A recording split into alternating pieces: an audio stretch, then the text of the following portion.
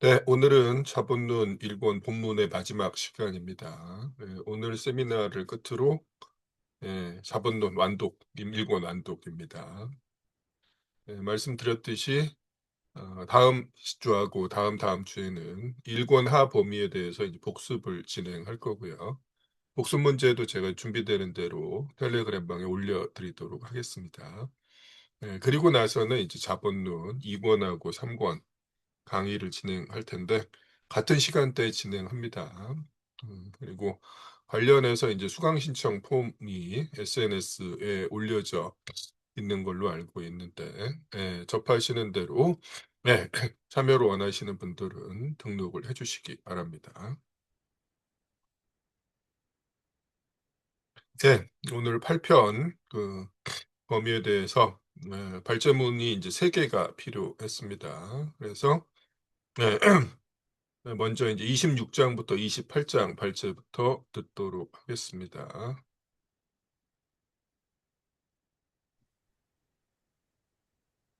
네. 박나영 씨 준비되셨을까요? 네, 네, 부탁드립니다. 저는 8편에서 26장, 27장, 28장을 발제했습니다. 먼저 제 26장 시초 축적의 비밀. 이것은 이 편은 자본주의 체제의 노동자가 어떤 식으로 만들어졌는가에 어떻게 시작되었는가라는 내용입니다. 자본주의 체제를 창조하는 과정은 노동자를 자기가 소유하던 노동 조건으로부터 분리하는 과정, 한편으로는 사회적 생활수단과 생산수단을 자본으로 전환시키며 다른 한편으로는 직접적 생산자를 임금 노동자로 전환시키는 과정이다. 따라서 시초 축적은 생산자와 생산수단 사이의 역사적 분리 과정이다. 직접적 생산자인 노동자는 타인의 노예이거나 농노이기를 멈춘, 즉 시분적으로 자유로워짐과 동시에 모든 생산수단과 종래의 봉건제도가 제공하던 모든 생존 보장을 빼앗긴 뒤에 자기 몸을 자유롭게 처분할 수 있었다. 노동력의 자유로운 판매자가 되기 위해 길드의 지배, 도제와 직인에 관한 길드의 규약, 길드의 부수적인 노동 규제에서 벗어나야 했다. 임금 노동자와 함께 자본가를 발생시킨 발전의 출발점은 봉건적 착취를 자본주의적 착취로 전환시키는 데 있었다. 농업 생산자인 농민으로부터 토지를 빼앗는 것은 전체 과정의 토대를 이룬다. 근데 이 이제 뭐 수탈의 역사는 좀 나라마다 양상이나 국면이 다르다고 나와 있었고요. 현실의 역사에서 이 과정에서 정복, 노예화, 강탈, 살인 등의 폭력이 큰 역할을 했다라고 시초 축적의 비밀에서는 나와 있습니다. 27장에 농민들로부터 토지를 빼앗음. 여기에서는 이제 앞장에서는 노동자에 관한 부분을 다뤘고 여기서는 자본 형성과 노동자 계급이 발현된 그 이제 서로 같이 어, 뭐라고 해야 될까요? 하여간 그 두 부분을 같이 다뤘습니다. 무자비한 폭력 아래에서 수행된 교회 재산의 약탈, 국유지의 사기적 양도, 공유지의 횡령, 봉건적, 시적적 소유의 약탈과 그것의 근대적 사적 소유로의 전환. 이것들은 모두 시초 축적의 목가적 방법이었다. 이것들은 자본주의적 농업을 위한 무대를 마련했으며 토지를 자본에 결합시켰으며 도시의 산업을 위해 그것에 필요한 물품의 자유로운 프롤레타리아를 공급하게 되었다. 27장 같은 경우에는 조금 이제 분량이 있는데 제일 마지막 부분 104에서 105페이지에 나와 있는 이 문장이 이 장의 모든 내용을 요약해 주고 있다라고 생각해서 제가 제일 앞으로 뽑아왔고요. 이제 잉글랜드의 경우에서 이제 농민들로부터 이제 토지를 빼앗는 과정이 잉글랜드의 경우가 자세하게 나와 있는데요. 14세기 말에는 농노제가 사실상 소멸되었고 15세기에는 자유로운 농민이 증가했고 15세기 마지막 3분의 1과 16세기 첫 10년에는 자본주의 세상 양식의 토대를 놓기 시작했다.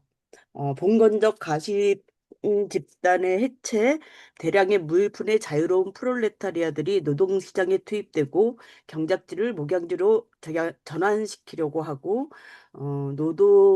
농민의 주택과 노동자의 오두막집을 폭력적으로 헐어버리거나 허물어지게 내버려두고 엔클로저, 즉 울타리치기라는 관행이 이제 횡행하면서 경작지가 목장으로 많이 전환이 되었고 이에 입법을 통해서 인민이 피폐해지는 현상을 막으려고 했으나 성과를 거두지 못하였다고 합니다. 16세기에 종교개혁과 이에 뒤따르는 교회재산의 방대한 횡령을 통해 국민 대중을 폭력적으로 수탈하였다고 나와 있습니다. 교회 토지는 뭐 왕의 총애를 받는 신하에게 증여되거나 투기적인 차지 농업가와 도시 부르주아에게 헐값으로 팔렸다. 이들은 종전의 세습적 소작인들을 대량으로 축출하고 그들의 경영지? 경작지가 통합해 버렸다고 합니다. 17세기 초에 보면은 초에는 그래서 이제 구빈세를 결국 도입하게 되었는데요. 구빈세 제도는 이제 이때 시작해서 1834년에 아주 강하고 새로운 형태를 취하게 됩니다. 이 과정은 이제 뒤에 더 나오는데요. 그만큼 그 토지를 빼앗긴 농민들이 점점 가난해지는 어떤 그런 이유 때문에 이 구빈세 제도가 더 확고하게 되었다라고 이해를 했습니다. 17세기 마지막 10년에 자영농민층은 차지농업가 계급보다는 그때만 해도 수가 많았다.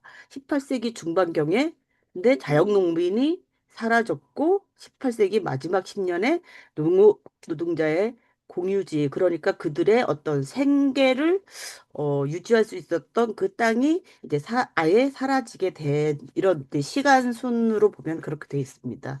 여기에서 이제 19세기 스코틀랜드의 예시가 1002페이지에 나오는데요. 이 내용을 보면은 경작지에서 전환된 목양지가 대규모 수렵장으로 운영되면서 뭐 이렇게 실제 스코틀랜드 고지의 황폐화까지 굉장히 심하게 진행되었다고 합니다. 당연히 어떤 이런 그 자본주의 체제로 전환하면서 그 인간에게도 매우 그 풍요적이었지만 당연히 환경에도 엄청나게 악영향을 끼쳤다라고 생각을 해서 환경 문제를 그래 언급을 어, 한 것으로 저는 이해를 했습니다. 28장으로 넘어가서요. 15세기 말 이후 토지를 빼앗긴 사람들에 대해 잔인한 법률을 제정, 임금을 인하하는 법령들, 봉건적 가신 집단들의 해체와 폭력적 토지 수탈에 의해 추방된 무일푼의 자유로운 프롤레타리아트는 바로 신흥 매뉴팩처에 흡수된 게 아니라 대규모로 거지, 도둑, 불황자가 되었다. 따라서 15세기 말, 말과 16세기 전체 기간을 통해 서유럽 모든 나라에서 불황자에 대한 잔인한 입법이 실시되었습니다. 이에 대해서 잉글랜드의 예시가 좀 자세하게 나와 어, 있습니다. 그리고 프랑스에도 비슷한 법령이 나와 있고요. 이거는 뭐 이렇게 그냥 한번 읽어만 보면 될 것 같아서 제가 이제 발췌는 안 했습니다. 이는 신흥 부르지아지가 임금을 그러니까 이 규제라는 것이 최고 임금을 제한하는 것인데 이것을 위해 임금을 이윤 획득에 적합한 범위 안으로 억압하기 위해 노동일을 연장하기 위해 노동자 자신을 정상적인 자본에 종속시키기 위해 국가 권력을 필요로 하며 그것을 이용하고 있다는 사실을 보여주고 있습니다. 이것이 어, 이 장의 앞장과 통틀어서 말하는 시초 축적의 본질의 하나라고 얘기합니다. 임금 노동에 대한 입법 과정이 이제 쭉 나와 있어서 그 부분을 발췌를 했습니다. 먼저 잉글랜드에서 뭐 에드워드 3세의 통치기는 인 1349년에 제정된 노동자 법령이 시초라고 합니다. 여기에서는 성과급 노동과 일급 노동에 대해서 임금률을 확정했고 노동자는 1년 기간으로 도시 노동자는 공개 시장에서 고용되어야 한다. 뭐 이런 법률이었고요. 법률로 정한 임금보다 많이 지불하는 것은 금고형으로 금지를 했 다고 합니다. 높은 임금을 받는 것은 그것을 지불하는 것보다, 그러니까 자본가보다 노동자들이 더 엄한 처벌을 받았던 것으로, 예, 이제 내용이 나와 있었습니다. 노동자의 단결은 14세기부터 1825년에 이르기까지 무거운 죄로 취급되었습니다. 엘리자베스 통치 제5년의 도제법 제3장에 의거해서 치안판사에 관한 거는 앞에서도 뭐 여러 번 언급되었는데, 뭐 일부 직접주들이 치안판사가 되고, 뭐 그런, 예, 실제로 자본가들이 그 치안판사의 노릇을 그 겸하는 경우가 많았다라는 사실에 대해서 간단하게 언급이 되어 있고요. 이런 치안판사는 임금 수준을 확정할 권한과 더불어 계절과 상품 가격에 따라 그것을 변경할 수 있는 권한까지 가지게 되었습니다. 제임스 1세는 이런 노동 규제들을 직조공, 방적공, 기타 모든 노동자 범주에까지 확대를 하였습니다. 조지 2세는 노동자의 단결을 금지하는 법령들을 전체 매뉴팩처로 확대하였습니다. 조지 3세의 통치 제13년의 법령 68조도 견직공에 대한 임금 규제를 치안판사에게 위임하였습니다. 1813년에 임금 규제에 대한 법령들이 폐지됩니다. 이것은 이제 뭐 노동자를 위해서가 아니라 농촌 노동자의 임금을 구빈세로 불가결한 최저 한도까지 주게 되자 자본가에게 그런 법률들이 필요 없게 돼서 폐지가 된 것으로, 예, 되었다고 하고요. 대신 자본가가 자기의 사적 입법에 의해서 자기 공장을 규제하였습니다. 1825년 프롤레타리아트의 태도가 위협적인 것으로 되자 노동자의 단결을 금지하는 법령들이 부분적으로 폐기됩니다. 그리고 1859년에 옛날 법령의 일부 잔재가 사라졌습니다.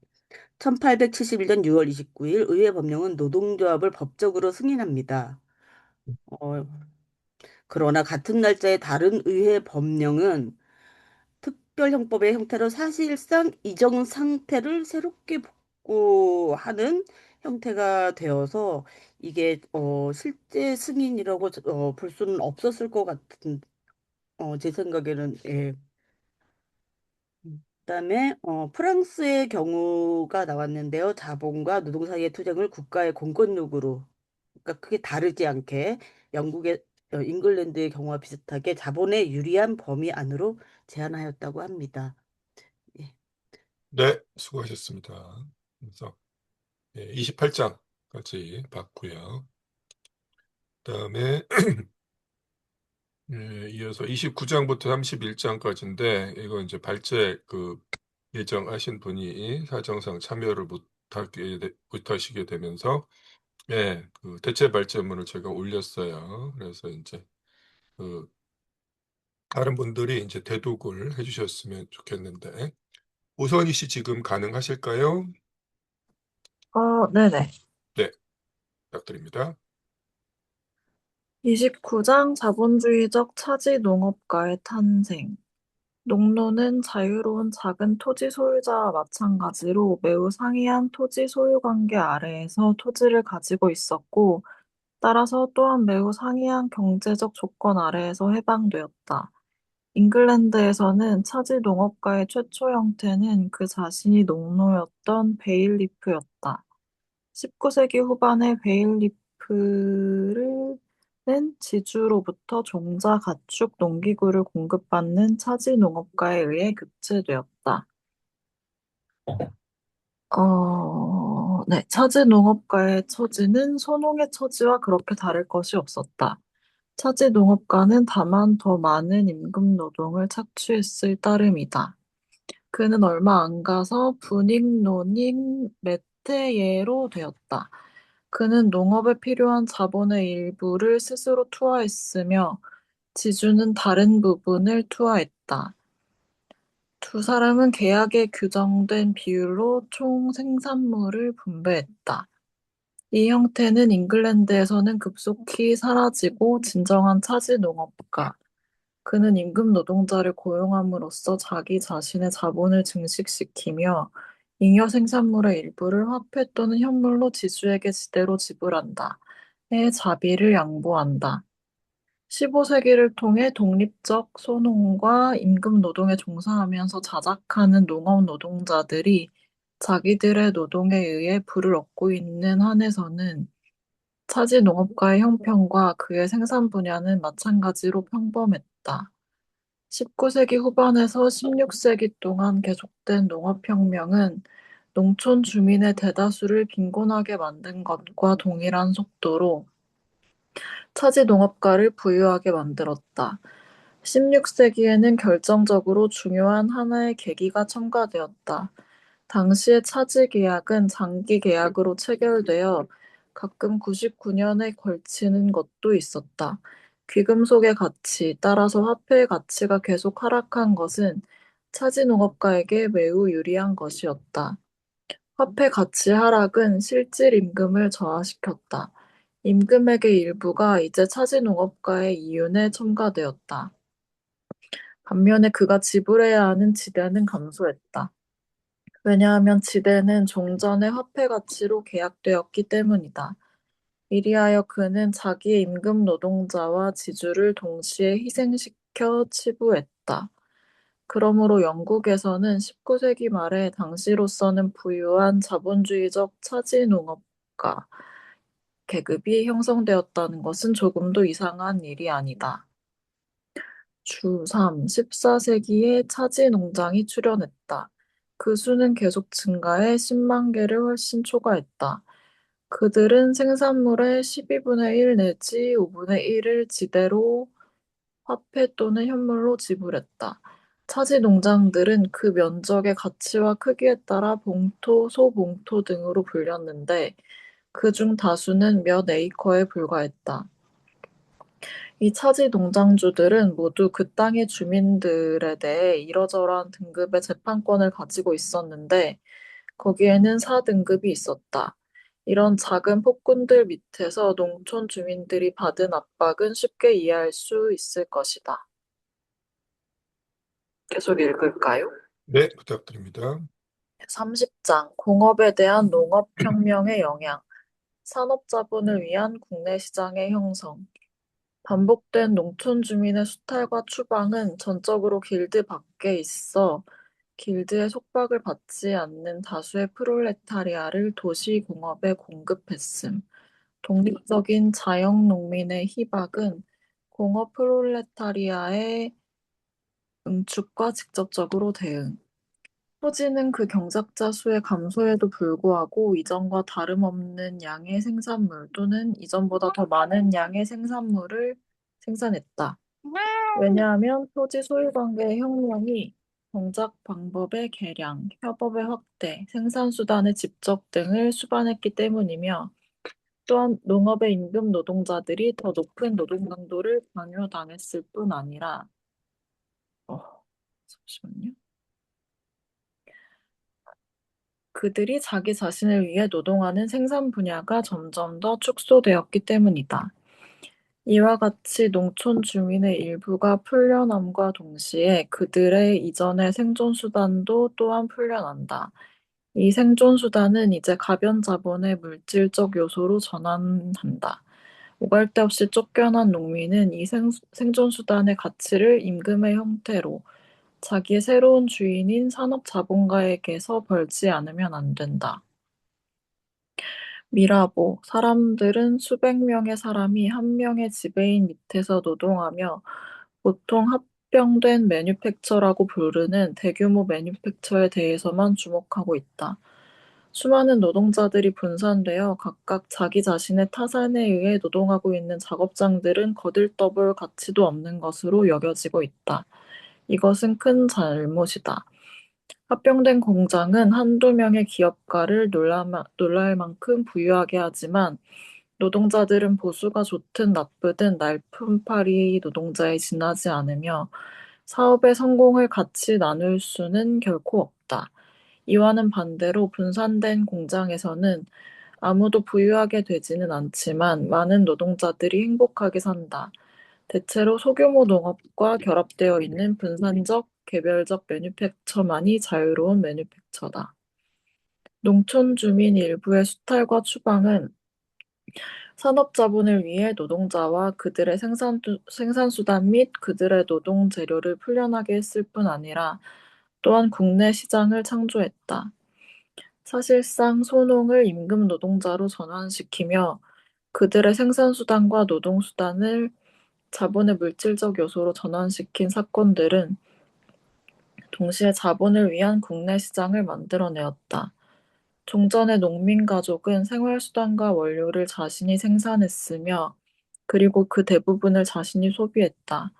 그런데 이제는 이 원료와 생활수단이 상품으로 되었고 큰 차지농업가는 매뉴팩처에서 자기의 상품들을 파는 시장을 발견했다. 종래에는 자신의 타산에 의해 노동하는 다수의 소생산자들이 다수의 분산된 고객들을 찾아다녔으나 이제는 고객들이 산업자본에 의해 공급되는 하나의 큰 시장으로 모여든다. 이리하여 농촌 부업의 파괴, 매뉴팩처와 농업의 분리 과정이 이전의 자립적 농민들의 수탈, 생산수단에서 그들의 격리와 나란히 진행된다. 그리고 농촌의 가내 공업을 파괴하는 것만으로도 한 나라의 국내 시장은 자본주의적 생산 방식에 필요한 규모와 안정성을 가질 수 있게 된다. 그러나 진정한 매뉴팩처 시기는 아직도 이 변혁을 근본적으로 그리고 완전히 수행하지는 못한다. 매뉴팩처는 도시의 수공업과 농촌의 가내 부업을 한 형태, 일정한 공업 부문, 일정한 지점에서 파괴하면서도 동일한 것들을 다른 형태, 다른 공업 부문, 다른 지점에서 소생시킨다. 왜냐하면 매뉴팩처는 원료의 가공을 위해 어느 정도까지 그런 것들을 필요로 하기 때문이다. 그러므로 매뉴팩처는 토지 경작을 부업으로 하고 공업 노동을 본업으로 하는 새로운 소농민 계급을 탄생시킨다.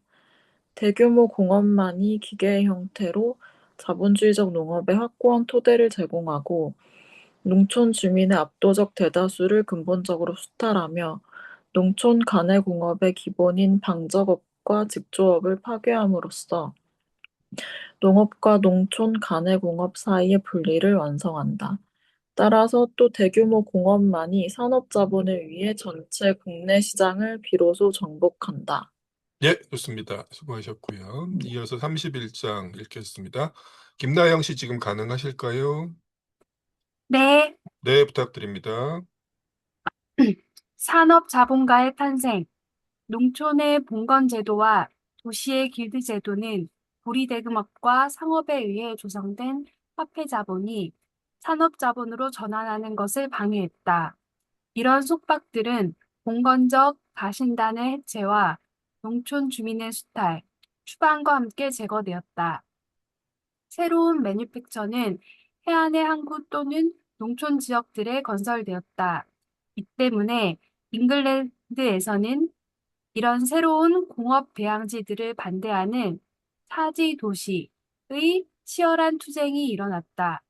아메리카에서 금, 은의 발견, 원주민의 섬멸, 노예화, 광산의 생매장, 동인도의 정복과 약탈의 개시, 아프리카가 상업적 흑인 수렵장으로 전환 따위가 자본주의적 생산의 시대를 알리는 새벽의 특징이었다. 이런 목가적인 과정들은 시초 축적의 주요한 계기들이다. 그 뒤를 이어 일어난 것은 지구를 무대로 하는 유럽 국민들의 무역 전쟁이었다. 시초 축적의 상이한 요소들은 대체적인 연대기에 따라 특히 스페인, 포르투갈, 네덜란드, 프랑스, 잉글랜드에 분배된다. 잉글랜드에서는 이 상이한 요소들이 17세기 말에 식민제도, 국채제도, 근대적 조세제도, 보호무역제도를 포함하면서 체계적으로 통합되었다. 이런 방법들은 부분적으로는 잔인한 폭력에 의존하는 것인데, 예컨대 식민제도가 그러하다. 그러나 이 모든 방법들은 봉건적 생산 양식을 자본주의적 생산 양식으로 전환하는 과정을 온실 속에서처럼 촉진해 그 과도기를 단축시키기 위해 사회에 집중되고 조직된 힘, 폭력, 힘인 국가 권력을 이용한다. 힘, 폭력은 낡은 사회가 새로운 사회를 잉태하고 있을 때는 언제나 그 조산사가 된다. 힘, 폭력 자체가 하나의 경제적 능력이다. 영국의 동인도 회사는 인도의 정치적 지배 이외에 차 무역과 중국 무역 전반, 그리고 유럽을 왕래하는 화물 수송의 배타적 독점권을 가지고 있었다. 그런데 인도 연안 상업, 섬들 사이의 상업, 그리고 인도 내륙 상업은 이 회사의 고급 직원들이 독점하고 있었다. 소금, 아편, 후추, 기타 상품에 대한 독점은 부의 한없이 큰 원천이었다.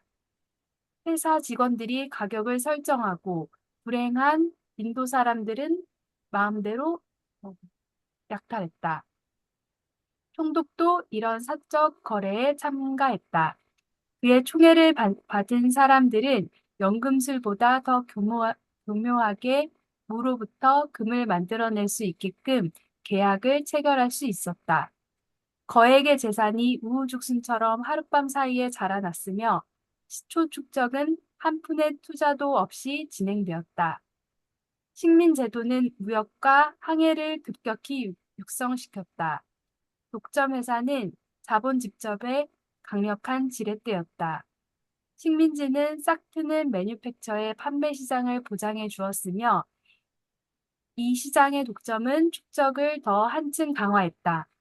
유럽 밖에서 직접적 약탈, 토착민의 노예화, 살인 강도로 획득한 재물은 본국으로 흘러들어와 거기에서 자본으로 전환되었다.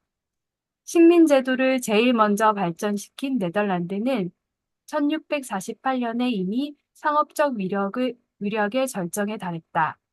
이 나라는 동인도 무역과 유럽의 동남부와 서북부 사이의 교역을 거의 독차지하고 있었다. 이 나라의 어업, 항해, 매뉴팩처는 다른 모든 나라를 능가하고 있었다. 아마도 이 공화국의 자본은 나머지 유럽의 모든 자본보다 더 많았을 것이다. 이 글을 쓴 빌리히는 다음과 같이 구원할 것을 잊어버리고 있다. 즉, 네덜란드 인민은 1648년까지 유럽의 다른 모든 인민들을 합한 것보다 더 과도한 노동을 하고 있었으며, 더 빈곤했으며, 더 참혹한 억압을 당하고 있었다고. 오늘날에는 산업적 패권이 상업적 패권을 가져온다. 이와 반대로 진정한 매뉴팩처 시기에는 상업적 패권이 산업상의 우세를 보장해 주었다. 이 때문에 식민제도가 그 당시에는 주요한 구실을 한 것이다. 식민제도는 낯설은 신인데 이 신은 유럽의 옛 신들과 나란히 재단에 앉아 있다가 어느 날 그 신들을 모두 한꺼번에 때려 엎어버리고 치부가 인류 궁극의 유일한 목적이라고 선언했던 것이다. 중세에 이미 제노바와 베네치아에서 그 기원을 보게 되는 공공신용제도, 즉 국채제도는 매뉴팩처 시기에 유럽 전체에 전파되었다. 식민제도는 이에 따른 해상무역, 무역전쟁과 더불어 국채제도를 성장시킨 온실이었다. 그리하여 국채제도는 먼저 네덜란드에서 확립되었다. 전제 국가이든 입헌국가이든 공화제 국가이든 국가를 매각하는 국채는 자본주의 시대를 특징 짓는다. 이른바 국부 중 현실적으로 근대적 인민 전체가 소유하게 되는 유일한 부분은 바로 국채다. 공공신용은 자본이 굳게 믿는 신념이 된다. 그리하여 국채의 성립과 함께 결코 용서할 수 없는 큰 죄가 되는 것은 성령에 대한 모독이 아니라 국채에 대한 불신이다. 공채는 시초 축적의 가장 강력한 지렛대의 하나가 된다. 마치 마술 지팡이로 치는 것처럼 공채는 비생산적 화폐에 창조의 힘을 부여하고 그것을 자본으로 전환시키는데 이때 이 화폐는 산업에 투하할 때나 심지어 고리대금업에 투하할 때에도 반드시 수반하는 위험과 번잡을 겪을 필요가 전혀 없다. 국가의 채권자들은 현실적으로 아무것도 내어주지 않는다. 왜냐하면 그들이 대부한 금액은 쉽게 양도할 수 있는 공채 증서로 전환되며 이것은 현금과 마찬가지로 그들의 수중에서 기능하기 때문이다.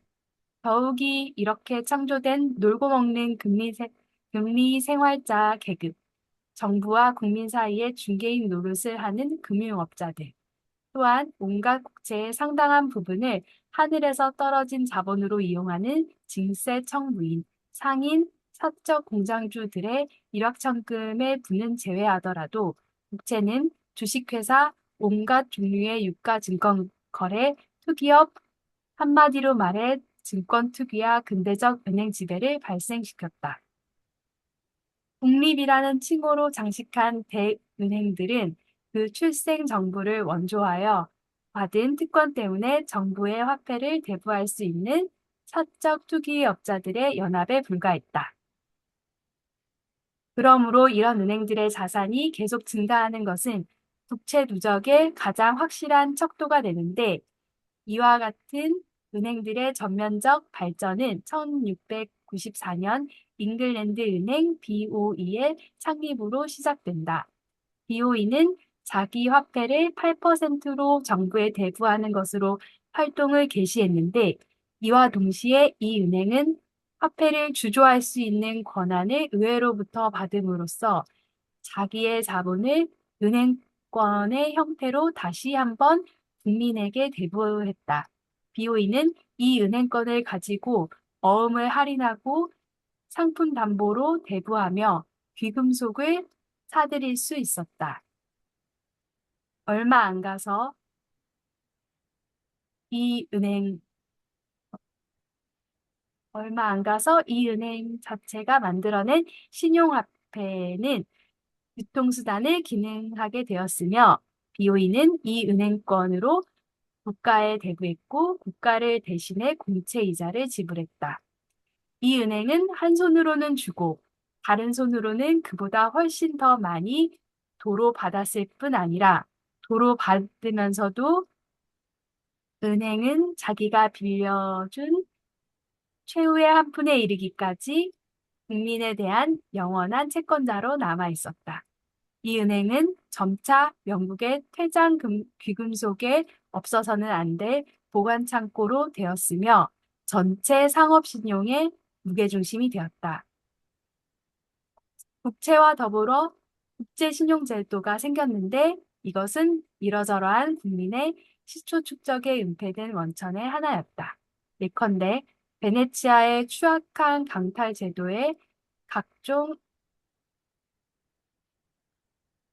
네, 죄송합니다. 악행들은 몰락하고 있던 베네치아로부터 저에게 화폐를 빌린 네덜란드에게는 풍부한 자본의 비밀 원천의 하나였다. 네덜란드, 잉글랜드는 미국. 국채는 국가 세입에 근거하고 있으며 세입으로 해마다 이자 지불 등을 충당해야 하기 때문에 근대적 조세제도는 국채제도의 필수적인 보완물이었다. 국채는 정부의 임시 지출을 납세자가 당장 그 부담을 느끼지 않는 방법으로 조달할 수 있게 하지만 결과적으로는 세금을 인상하지 않을 수 없게 한다. 다른 한편으로 차례차례로 계약된 국채의 누적이 일으키는 세금 증가로 말미암아 정부는 새로운 임시 지출을 할 때마다 끊임없이 새로운 국채를 발행하지 않을 수 없다. 그리하여 가장 필수적인 생활수단에 대한 과세, 따라서 이것의 가격 등기를 그 축으로 하는 근대적 조세제도는 그 자체 안에 조세의 자동적인 점진적 증대의 싹을 품고 있다. 과중한 과세란 우연한 것이 아니라 오히려 과세의 원칙이다. 보호무역 제도는 제조업자들을 만들어내기 위한 독립적 노동자를 수탈하기 위한 인민의 생산수단과 생활수단을 자본화하기 위한 그리고 낡은 생산 방식이 근대적 생산 방식으로 이행하는 것을 폭력적으로 단축시키기 위한 인위적 수단이었다. 유럽 대륙에서는 이 과정은 훌베르의 선례에 따라 더욱더 단순화되었다. 여기에서 산업의 시초자본의 일부는 직접 국고에서 흘러나왔다. 7년 전쟁 이전에 작센의 공업이 번영한 원인을 무엇 때문에 그렇게 먼 곳에서 찾으려 하는가? 군주가 빌린 1억 8천만의 국채에 눈을 돌리기만 하면 그만인데. 식민제도, 국채 무거운 세금, 보호무역제도, 무역전쟁 따위는 진정한 매뉴팩처 시기에는 새싹에 불과했지만 대규모 공업의 유년기에는 거대하게 번창한다. 매뉴팩처 시기에 자본주의적 생산 방식이 발전함에 따라 유럽의 사회 여론은 수치와 양심이라는 최후의 흔적마저 잃어버렸다. 여러 나라에서 어떤 치욕스러운 짓이라도 일단 그것이 자본 축적의 수단으로 되기만 한다면 그것은 파렴치하게 자랑하곤 했다. 잉글랜드는 1743년에 이르기까지 매년 4,800명의 흑인을 스페인령 아메리카에서 공급할 권리를 얻었다. 이것은 동시에 잉글랜드의 노예 밀수 무역을 숨기려는 공식적 시도였다. 리버풀은 노예 무역을 통해 크게 성장했기 때문이다. 노예 무역은 이 도시의 시초 축적의 방법이었다. 자본주의적 생산 양식의 영원한 자연 법칙이 자유롭게 작용하도록 하고 노동자와 노동수단 사이의 분리를 완성하며 한쪽 끝에서는 사회의 생산수단과 생활수단을 자본으로 전환시키며 다른, 다른 쪽 끝에서는 인민 대중을 임금 노동자로, 즉 자유로운 노동 빈민. 이것은 근대사의 인위적인 산물이다. 노동 빈민으로 전환시키기 위해서는 위에서 말한 모든 수고가 필요했다. 만약 화폐가 오지에가 말하는 바와 같이 한쪽 볼에 핏자국을 띠고 이 세상에 나온다고 하면 자본은 머리에서 발끝까지 모든 털구멍에서 피와 오물을 흘리면서 이 세상에 나온다고 말해야 할 것이다. 주 15. 자연이 진공을 싫어하듯이 자본은 이윤이 없거나 이윤이 매우 적은 것을 싫어한다. 상당한 이윤만 있다면 자본은 과감해진다. 만약 소란과 분쟁이 이윤을 가져다 준다면 자본은 그 어느 것이라도 모두 고무 사주할 것이다. 위에 말한 것의 증거는 밀수와 노예 무역이다. 예, 수고하셨습니다. 실제로 이 본문에서는 이 주15가 마지막에 달려 있는데, 그 앞부분에 있는 그 문단하고도 바로 연결이 되죠. 예, 수고 많으셨습니다. 자, 마지막 발제문이 정명욱 선생님께서 준비를 해주셨습니다. 지금 가능하실까요? 네, 예, 조금 마이크를 볼륨을 높여가지고 부탁드리겠습니다. 들리시나요? 예, 드립니다. 네. 제32장 자본주의적 축적의 역사적 방향. 스타를 전제로 하는 축적. 이건 제가 그냥 소제목 붙여봤습니다. 자본의 시초 축적, 즉 자본의 역사적 발전은 노예와 농노를 임금 노동자로 직접 전환시키는 것, 즉 직접적 생산자의 식탈, 자신의 노동에 토대를 두는 사적 수요 해체를 의미한다. 노동자가 생산수단을 사적으로 소유하는 것은 소경영의 기초, 그 뒤에 있는데 불어판으로는 이것을 학교로 표현해서 공부를 하는 학교로 표현했습니다. 기초로서 생산 방식은 토지의 분할과 기타 생산수단의 분산을 전제로 하기 때문에 자연력에 대한 사회적 통제와 규제, 사회적 생산력 발전도 불가능하게 한다. 이는 자연 발생적인 좁은 범위 안에서만 적합하다. 스케리의 지적이 나오는데요. 노동자 소경영 방식을 연구하는 만인의 범인화를 명령하는 것과 같다.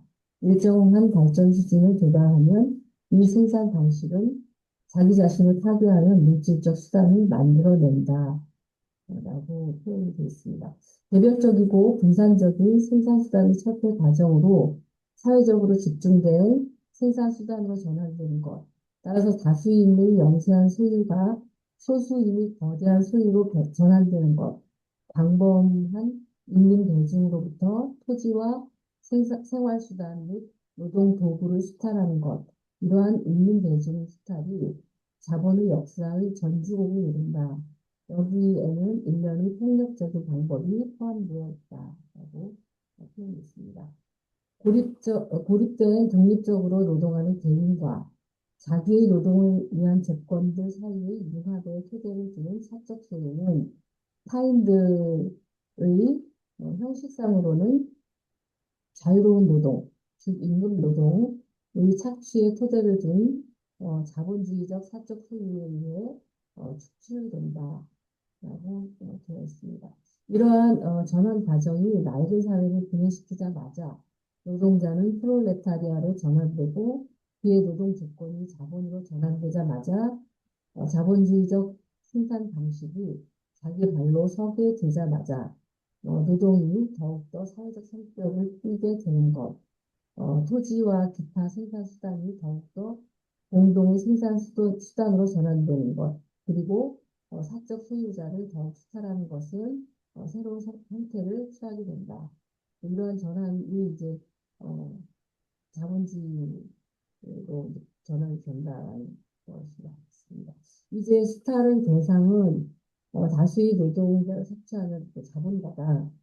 이 수탈은 자본주의적 생산 자체의 내재적 법칙이 적용된다. 즉, 그 하나의 자본가가 많은 자본가를, 소수의 많은 자본가를 파멸시키는 지경으로 간다는 겁니다. 이 집중과 나란히 모든 생산수단이 노동의 생산수단으로 사용됨으로써 절약되는 것, 각국 국민들이 세계시장의 그물 속에 편입되는 자본주의 체제의 국제적 성격 또한 대규모로 발전한다고 합니다. 독점하는 대자본가의 수는 끊임없이 줄어들지만 근본 억압, 예속, 산업 착취는 더욱더 증대하며 이와 동시에 자본주의적 생산 과정의 메커니즘 그 자체에 의해 그 수가 항상 증가하며 노동자 계급의 반항도 더불어 성장한다고 하고 있습니다. 내적 모순, 이 소제목도 그냥 제가 붙여보는 겁니다. 생산수단의 집중과 노동의 사회적 성격은 생산수단과 노동의 자본주의적 겉껍질과 양립할 수 없는 지점에 도달한다. 자본주의적 겉껍질은 갈라져 망가진다. 자본주의적 사적 소유의 조종이 울린다. 수탈자가 수탈당한다. 그래서 소수의 대자본가가 소유를 빼앗긴다. 이것이 이제 자본주의의 내적 모순의 출발입니다. 자본주의적 사적 소유는 자기 자신의 노동에 입각한 개인적 사적 소유의 첫 번째 부정이다. 그러나 자본주의적 생산은 자연 과정의 필연성을 가지고 자기 자신의 부정을 낳는다. 이것은 부정의 부정. 이 부정의 부정은 생산자에게 사적 소유를 재건하는 것이 아니라 자본주의 시대의 성과를 바탕으로 개인적 소유를 재건한다. 예, 죄송합니다. 네, 이게 지금 역자줄을 지금 발제문에 포함시키셨는데, 네. 이따가 말씀드리겠지만, 요거는 본문의 내용하고는 조금 동떨어져 있는, 오히려 이제 오해를 불러일으킬 수 있는 내용이라서 무시하시는 게 좋을 것 같습니다. 네, 네, 나중에 네, 말씀드리겠습니다. 네. 개인들이 자기 노동의 토대를 둔 분산된 사적 소유를 자본주의적 사적 소유로 전환하는 것은 자본주의적 사적 소유를 사회적 소유로 전환하는 것보다 오래 걸리며 힘들고 어려운 과정이다. 전자에서는 소수의 능력자가 인민 대중을 수탈하지만 그 자본주의로 전환되는 거죠. 이의적 그리고 강제적이고 폭력적으로 수탈을 하는 거기 때문에 어, 어렵다는 것이고요. 후자, 즉 자본주의적인 것이 이제 개인의 그 자기 노동의 토대를 둔 사적 소유로 분산되는 것은 이민 대중이 소수의 생명자를 수탈하기 때문에 더 이제 쉬운 과정이다라고 표현을 하는 걸 이해를 했습니다. 제33장 근대적 시민 이론 정치경제학은 생산자 자신의 노동에 기반을 둔 사적 소유와 타인 노동의 가치에 기반을 둔 사적 소유를 혼동하고 있다. 후자는 전자의 대립물일 뿐 아니라 전자의 무덤 위에서만 생장한다. 서부 유럽에서는 시초 축적 과정은 대체로 완성되었다. 자본주의 체제는 국민의 생산 전체를 직접 정복했거나 또는 그 경제적 관계가 아직 덜 발전한 곳에서는 사회층들을 간접적으로 통제한다. 경제학자는 현실을 그럴싸한 강원 이설로 전 자본주의 세계의 법률관념과 소유관념을 이 완성된 자본 세계에 적용하고 있지만 식민지들에서는 자본주의 체제는 독립적 생산자가 제기하는 방해에 부닥친다. 그래서 식민지는 이제 어, 처음에 식민지라는 용어가 좀 익숙하지 않았는데, 그러니까 일제 식민지만 생각을 해가지고 조금 어쨌든 그 유럽에서 미국을 또 갈 때 그 미국 식민지를 이야기하는 것 같은데요. 예, 그 한자 음이 그대로 식민이에요. 네, 예, 네. 예. 그러니까 이제 네. 사람을 심는다라는 거잖아요. 네, 예, 네. 그런 의미입니다. 여기선 네, 주로 이제 호주하고 미국을 예, 네. 염두에 두고 이주해 있습니다. 가는, 네, 네, 네. 네. 자본가가 본국의 권력을 배경으로 삼고 있는 곳에서는 독립적 생산자의 개인 노동에 기반을 두는 생산 방식과 취득 방식을 폭력적으로 제거하려고 노력한다. 음, 네, 노동의 사회적 생산성의 발전, 협업, 분업, 기계의 대규모 사용 등은 노동자들을 수탈하며 그들의 생산 수단을 자본으로 전환시키지 않고서는 불가능하다. 그리고 복부를 증진시키기 위해 정치경제학자는 국민을 빈곤하게 만드는 인위적 수단을 탐색하지만 식민지에서는 별로 소용이 없다. 예, 아까 이제 앞에 발제에서도 인위적 수단에 대해서 굉장히 많이 나오는 것 같습니다. 이것이 이제 별 소용이 없었다는 거고요. 웨이크필드의 이제 공적, 그러니까 웨이크필드라는 사람의 공적이라고 표현을 했는데 이제 계속 이 사람의 그 행적을 좀 비꼬는 것 같은 문장이 계속 보이는 것 같습니다. 공적이라고 표현했는데요. 보호무역 제도가 원래 본국에서 인위적으로 자본가를 육성하는 것을 목적으로 했다면 웨이크필드의 식민이론은 식민지에서 임금 노동자를 육성하는 것을 목적으로 하며 이것을 조직적 식민이라고 부른다 했습니다.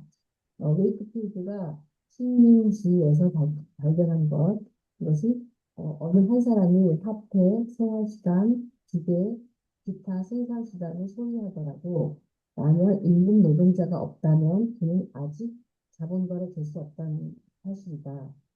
그는 자본은 물건이 아니라 물건들을 매개로 형성된 사람들 사이의 사회적 관계라는 것을 발견했다. 웨이크필드가 발견했다는 이야기 같고요. 그 예로서 미스터 필이라는 그 사업가가 수완강 지역으로 노동 계급의 남녀 성인과 아동들 3천 명을 데리고 갔으나 이 미스터 필은 잉글랜드의 생산 관계, 그 자본에서 자본가와 노동자 관계를 얘기하는 것 같은데요. 이것을 수완강으로 수출하는 것을 준비하지 못했기 때문에 결국 이제 사업이 망했다 이런 표현이 나옵니다. 생산수단과 생활수단이 직접적 생산자의 소유인 경우 그것들은 자본이 아니다. 그것들은 노동자의 착취수단이자 지배수단으로 봉사하는 조건 아래에서만 자본으로 된다. 그러나 생산수단과 생활수단의 자본주의적 영혼은 생산자 소유의 생활수단 및 생산수단을 자본과는 정반대인 경우에도 자본가라고 부르며 자본이라고 부르며 따라서 생산수단이 상호 독립적인 자영 노동자들의 개인 소유로 분할되어 있는 것을 자본이 진정한 분할이라고 불렀다라고 하는 겁니다. 말이 안 되는 얘기인 것 같고요. 옛날 유럽에서의 자본과 인분 노동 워크필드에 의하면 좀 넘어가는 것 같은데. 목소리가 좀 줄어드셨어요. 예, 앞에 올려주시겠어요? 네네. 네. 그 위에도 아직 안 읽은 것 같은데. 아, 네, 그래요? 네. 음, 웨이크 필드가 식민지에서 발견한 것은 어, 이거 읽으신 것 같은데요? 읽었고 그죠? 예, 예. 예, 여기서부터 웨이크필드의 읽으시면 될 것 말, 예, 같은데. 예, 예, 네네네. 예. 만약 자본이 모든 사회 구성원들 사이에 균등하게 분배된다면 어느 누구도 자기 자신의 손으로 이용할 수 있는 것보다 더 많은 자본을 축적하려는 동기를 가지지 않을 것이다. 이것은 토지 소유에 대한 열망이 임금 노동자 계급의 존재를 가로막고 있는 아메리카의 새로운 식민지들에서 어느 정도 그러하다. 따라서 노동자가 자기 자신을 위해 축적할 수 있는 동안은 자본주의적 축적과 자본주의적 생산 양식은 있을 수 없다. 왜냐하면 임금 노동자 계급이 없기 때문이다. 라고 있습니다. 옛날 유럽에서의 자본과 임금 노동, 웨이크필드에 따르면 인류는 자본을 축적, 그를 촉진하는 간단한 방법으로 인류는 스스로를 자본의 소유자와 노동의 소유자로 분할했는데 이 분할은 자유의사에 의거한 합의와 제휴, 즉 사회계약의 결과였다라고 웨이크필드가 얘기를 했습니다. 조직적 신민이 필요한 이유가 나오는데요. 첫째, 노예제도는 식민지적 부의 자연적 토대가 되는 인간 제도인데 그가 상대해야 하는 것은 자유민이기 때문이다. 네. 어, 웨이크필드의 뭐야 선교민국 최초 스페인 이주민들은 스페인에서 노동자를 한 사람도 데리고 오지 못했다.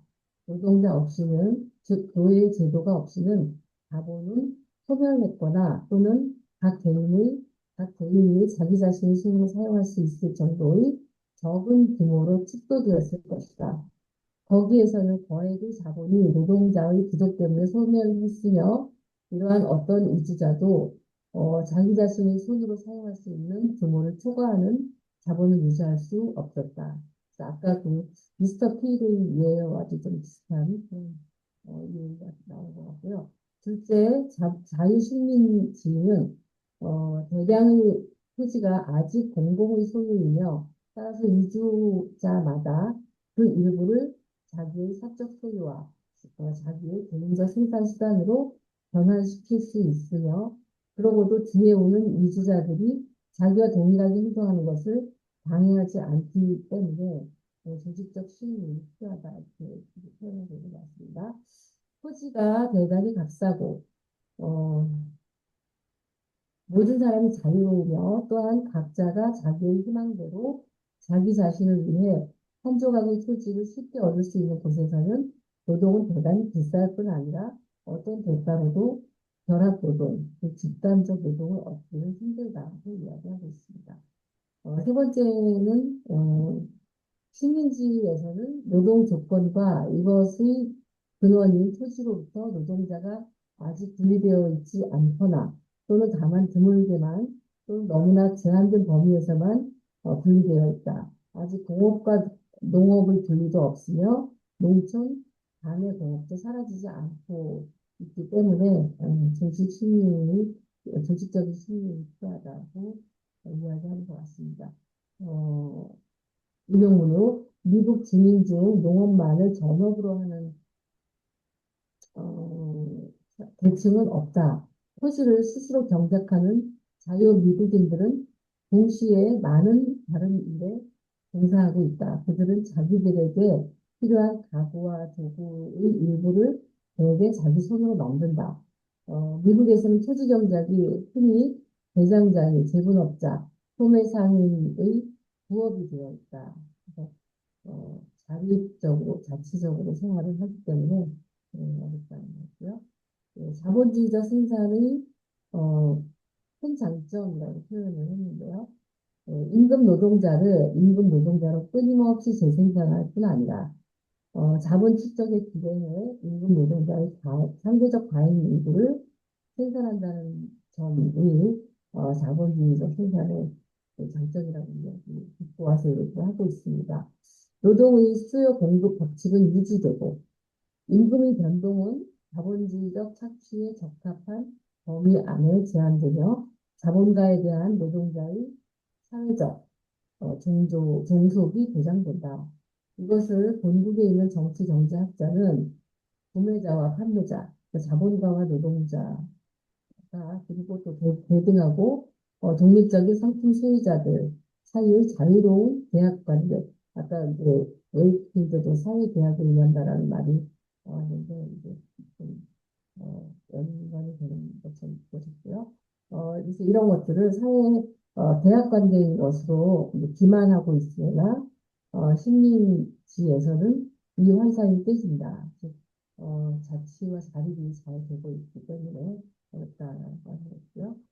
식민지 많은 노동자가 이미 성인으로 들어오기 때문에 인구의 절대적 증가는 본국보다 훨씬 빠르지만 자본시장은 항상 노동시장은 항상 공급 부족이다. 노동의 수요 공급 법칙은 완전히 무너진다. 옛날 세계, 식민모국 등 세계는 착취와 절육을 자본가들 저를 얘기하는 것 같아요. 멸망하는 자본을 식민지에 끊임없이 투입하는데 임금 노동자를 규칙적으로 재생산하는 것이 장애에 부닥친다. 하물며 자본의 축적에 대비한 과잉 임금 노동자의 생산이란 생각할 수 없다. 왜냐하면 오늘의 임금 노동자도 내일에는 독립적인 농민 또는 수공업자가 된다. 그는 자본을 위해서가 아니라 자기 자신을 위해 자본가를 살찌우는 것이 아니라 독립적 생산자로 끊임없이 전환하는 것은 노동시장의 상황에 매우 해로운 반작용을 미친다. 문제는 임금 노동자의 착취도가 어울리지 않을 만큼 낮다는 데만 있는 것이 아니라 이 임금 노동자는 굴욕적인 자본가에게 종속 관계 그리고 그에 대한 종속 감정까지도 잃어버린다는 점입니다. 에이크필드의 개탄. 임금 노동자의 공급이 연속적이지도 규칙적이지도 충분하지도 않다라고 개탄을 했습니다. 노동의 공급은 언제나 적을 뿐 아니라 확실하지가 않다. 노동자와 자본가 사이에 분할해야 할 생산물은 비록 크다고 하더라도 노동자가 너무나 큰 몫을 차지하므로 곧 이 노동자가 자본가가 된대요. 고기 드물만큼 장수하는 경우에조차 많은 부를 축적할 수 있는 사람은 매우 드물다. 이 자본가는 자기 자신의 기존 화폐로 자기 자신의 경쟁자를 유럽에서 수입해온 셈이다. 그의 제자 메리 베일은 다음과 같이 말했습니다. 임금이 높기 때문에 더 값싸고 더 공손한 노동에 대한 갈망이 존재한다.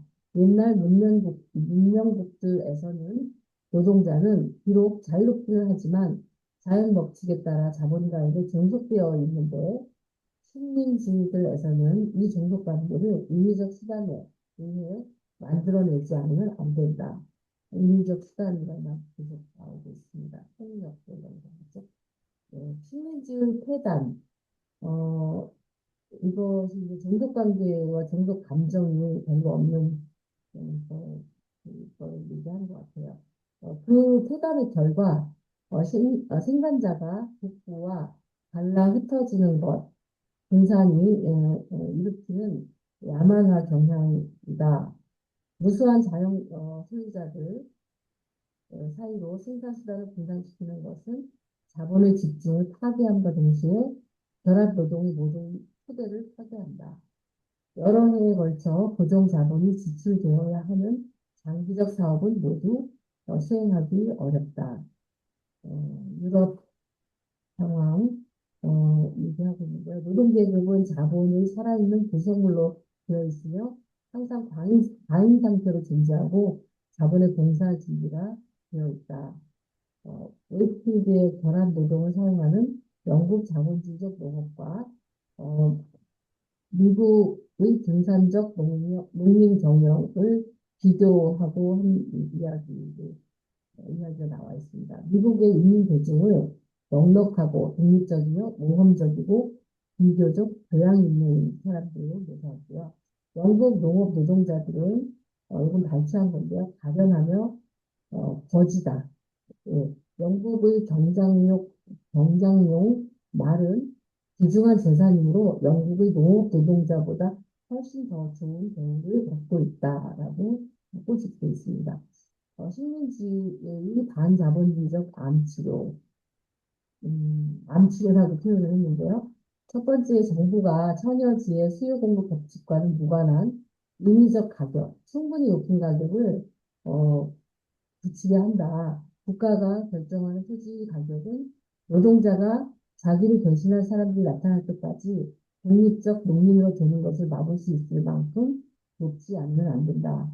어, 그래서 이제 임금을 받은 걸로는 토지를 살 수 없을 만큼 토지 정책을 그렇게 해야 된다라는 이야기였고요.